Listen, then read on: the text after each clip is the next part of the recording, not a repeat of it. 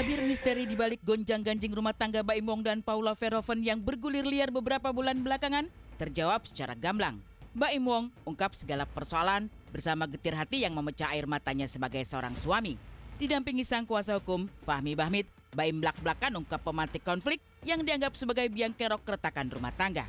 6 tahun pernikahan dijalani bersama, Baim sebut ada ketidakjujuran dari sang istri yang membuatnya tidak sanggup lagi mempertahankan janji suci. Bukan persoalan silat lidah biasa, harga diri Baim sebagai kepala keluarga hancur lebur ketika ia merasa seperti ditusuk dari belakang, mengaku dikhianati oleh istri dan teman baiknya sendiri.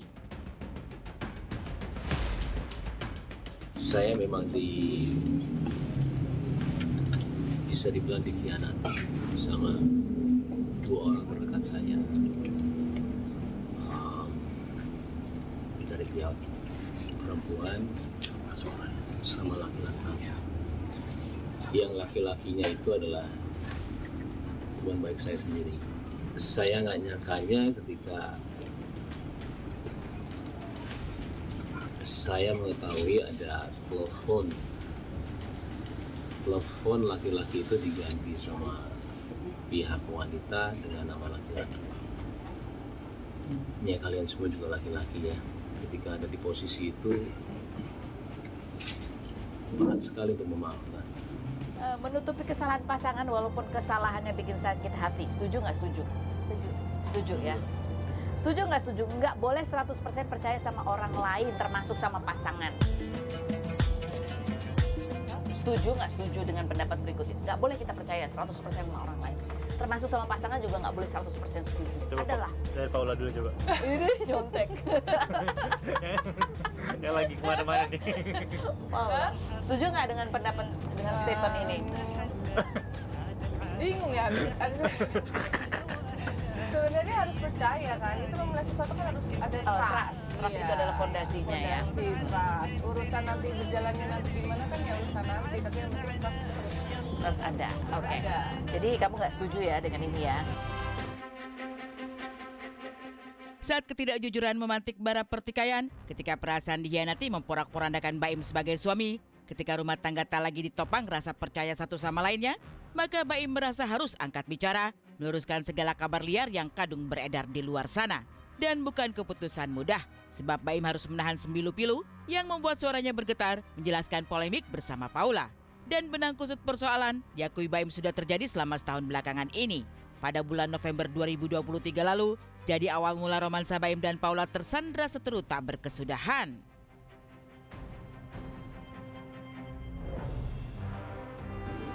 Karena ini sudah 1 tahun ketidakjujuran itu ada. Saya sendiri juga kadang-kadang suka nggak percaya. Jangankan kalian, saya aja nggak percaya apa yang terjadi sama saya. Karena saya selama ini cuma menahan semuanya selama 1 tahun. Jadi kalau bilang ini semuanya tiba-tiba, enggak. Saya waktu itu udah nggak kuat juga, tapi bukan masalah ini ya, lebih masalah sifat.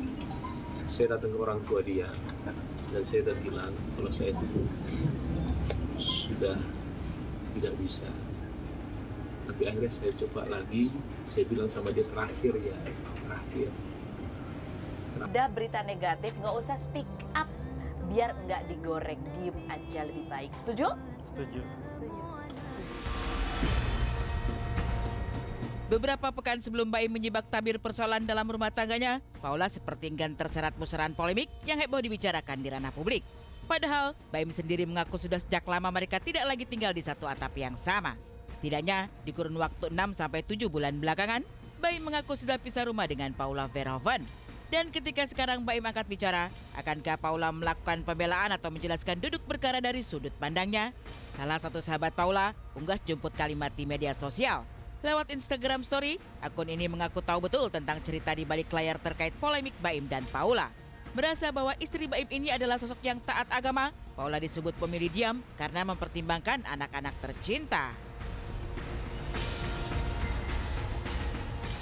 Udah itu aja sih. Bang, tapi masih tinggal satu rumah nggak bang? Nggak ada besar. Anak-anak gimana, Mas Baim? Informasinya anak-anak seperti apa? Sebenarnya kalian tinggal lihat anak-anaknya sih. Saya itu orangnya tidak pernah berpura-pura dalam apapun ya. Nggak pernah. Bahwa dia secara hukum sudah lebih dari 6 bulan. Sehingga dia 6 bulan, dia sudah bisa tempat tinggal dan dia sudah tidak sama-sama lagi. Terus ada persoalan-persoalan lain sehingga batas kesabarannya itu sudah berakhir. Batas kesabarannya Mbak Im Wong berakhir, jalan keluarnya adalah menyelesaikan persoalan ini di pengadilan.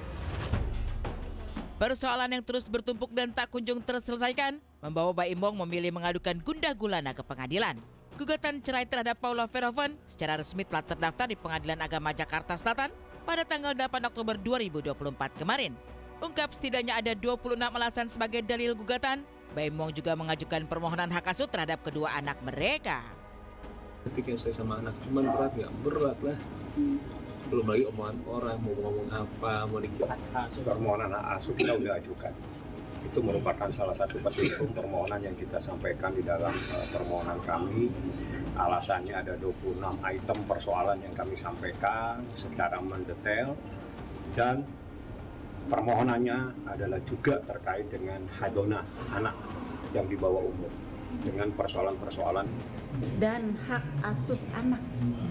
Jadi pemohon, kalau cerai taraf itu adalah pemohon mengajukan permohonan untuk diberi izin mengikrarkan talak terhadap istrinya.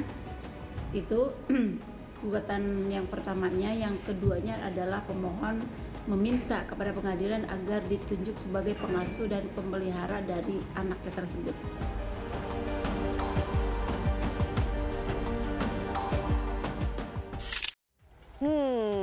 Akhirnya setelah ditunggu-tunggu ya, ada klarifikasi tersendiri dari seorang Mbak Im Wong pemirsa. Tapi kalau kita perhatiin sedikit banyak soal apa yang terjadi di rumah tangga Mbak Im Wong. Aduh, netizen kalau komentar tuh ada yang masih timnya Paula, betul, ada juga masih timnya Mbak Im Wong. Kita masih belum tahu karena kan ini masih dugaan, betul, belum ada buktinya. Jadi ya kita sabar menunggu pemirsa seperti apa nanti hasilnya. Betul, karena kan seperti kita tahu juga belum ada official statement dari pihak Paulanya sendiri juga, di mana mungkin Mbak Im udah serasa kayak suasana di pengadilan gitu ya, udah membeberkan beberapa bukti, tapi sekali lagi tunggu juga nih klarifikasi dari seorang Paula, karena yang namanya masalah dalam rumah tangga itu kan pasti ada both sides juga harus didengar, dan pastinya juga kita akan update pemirsa soal hal ini.